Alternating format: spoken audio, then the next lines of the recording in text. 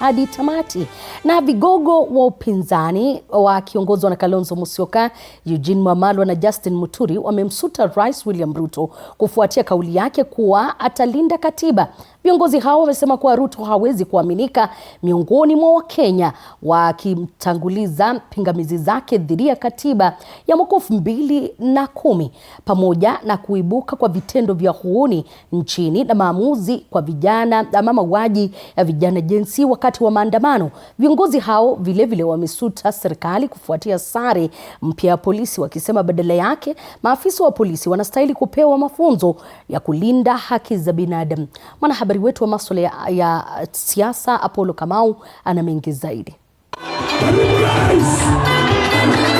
Vigogo wa upinzani Kalonzo Musyoka, Eugene Wamalwa na Justin Muturi walizuru maeneo ya Ukambani, Kajiado na Taita Taveta ambako walimkosoa Rais William Ruto kwa kile walichokitaja kuwa ni unafiki katika ahadi yake ya kulinda katiba.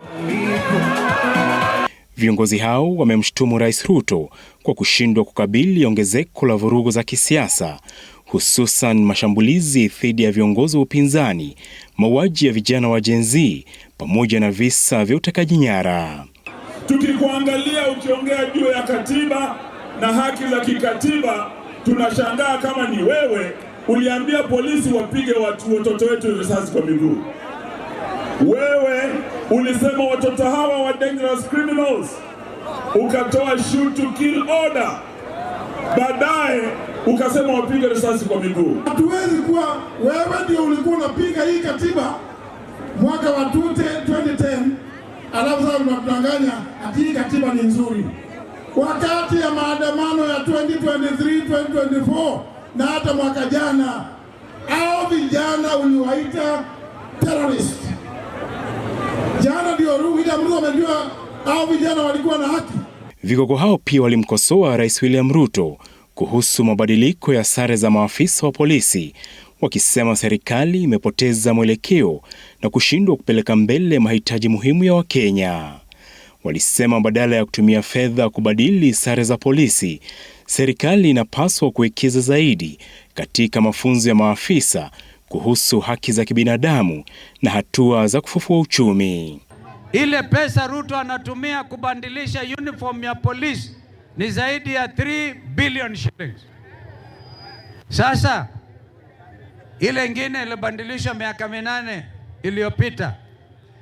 Kuna haja gani? Kuna umuhimu gani?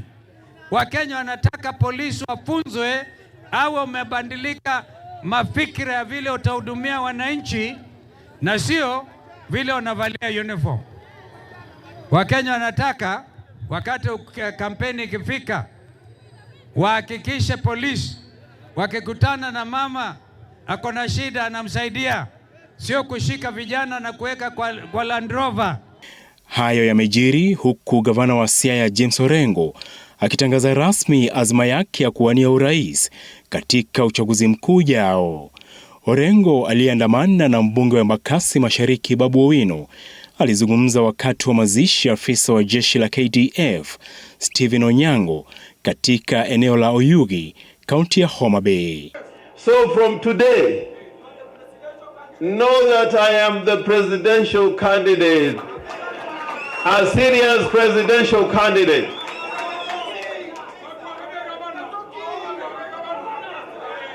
Ama niwache. Mimi nikirudi hapa Homa Bay, na tulisema tutarudi na tena tutarudi zaidi na zaidi. Nyinyi Wajaluo ambao mmeketi hapa, ni position moja peke yake ambayo hamjawahi pata hapa nchini Kenya. Viongozi hao wa muungano wa Linda Mwananchi pia walikemea mashambulizi dhidi ya msafara wa Linda Mwananchi yaliyotokea majuma mawili yaliyopita katika kaunti ya Homa Bay. Apollo Kamau, TV47.